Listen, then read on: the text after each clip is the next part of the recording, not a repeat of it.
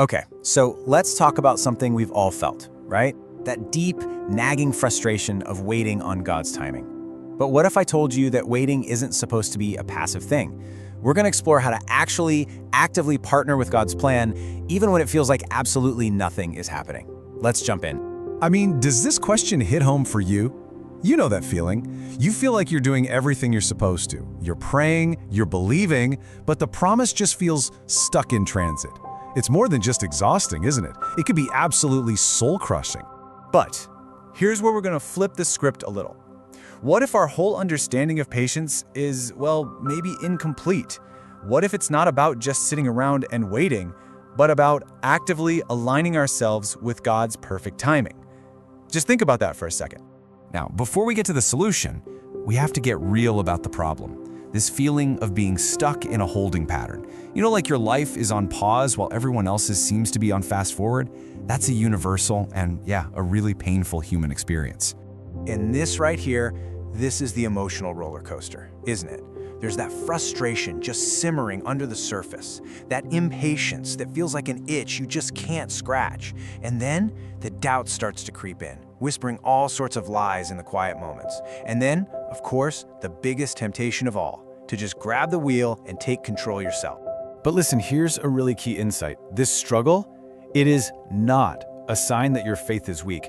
It's a totally natural tension between our I want it now human desires and God's much bigger sovereign pace. And you know what? Just recognizing that can shift your whole perspective from self-blame to a little bit of self-compassion. So this leads us to the absolute core of what we're talking about today, a complete redefinition of patience. It's not about being idle. It's about actively engaging with the process and aligning yourself with God's direction. Just look at the contrast here. On one side, you've got passive waiting, which honestly just leads to feeling stuck and full of doubt, basically just surrendering to your circumstances. But on the other side, you've got active patience, and that's all about alignment, preparation, and an intentional focus. It's a total shift from helplessness to empowerment. So what does this active alignment actually look like in real life? Well, it's all about the intentional things we do during that waiting period. It's about seeking wisdom, maybe developing new skills, and preparing ourselves spiritually and practically for what's coming.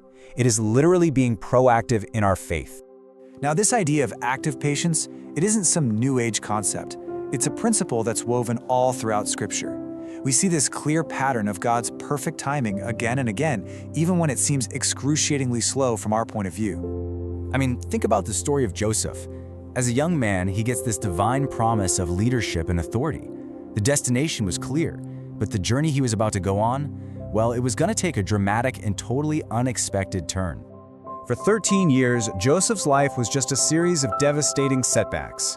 But in the midst of all that betrayal and injustice, what was he doing? He was honing his administrative skills, cultivating his gift of interpretation, and developing a resilient character. He was being prepared for his ultimate purpose. And then, of course, we have Abraham and Sarah.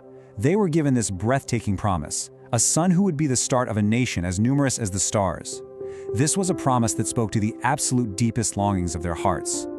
But the years just kept turning into decades. They grew old, and that promise probably started to seem like it was fading away with their youth. Look, they made mistakes. They tried to force God's hand, but in the end, they learned to trust a divine timeline that defied all human reason. The takeaway from these stories is just so clear. God's seemingly slow pace is always purposeful. It's a process of forging character and shaping a destiny that's way bigger and far greater than we could ever imagine for ourselves. So, how do we make this practical? How do we actually transform our season of waiting into a season of growth? Let's dive into how we can cultivate an active faith in our daily lives. This right here is a game-changing perspective.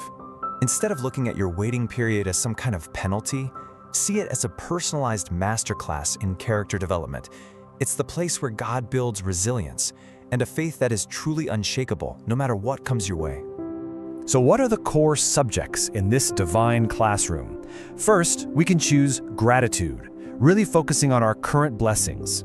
Second, we can practice mindfulness, which is all about anchoring ourselves in the present moment. And third, we can actively seek spiritual nourishment through prayer, scripture, and community. Okay, let's put all of this into action. It's time to embrace your current season, not just resist it. Here's your path forward, starting today. Here are 3 really actionable things you can do today. First, start a daily practice of reflection to just notice God's presence in your life. Second, offer up prayers of surrender, releasing that need you have for control. And third, find ways to serve other people. It really shifts the focus from your own needs to the needs all around you. And you know, as you practice this, you'll start to develop a new kind of spiritual awareness. You'll begin to notice the gentle nudges, the quiet confirmations, and all the small miracles that reveal God's hand is at work, even when the big picture is still kind of out of focus. The outcome of this whole shift is this profound sense of peace and purpose. And it's not some superficial optimism, it's a deep-seated confidence that your current position is a critical part of God's intricate and glorious plan for you. So I'll leave you with this question to really ponder. Instead of asking when this season will finally end, try asking this: what is this season of waiting preparing me for? The answer just might change everything.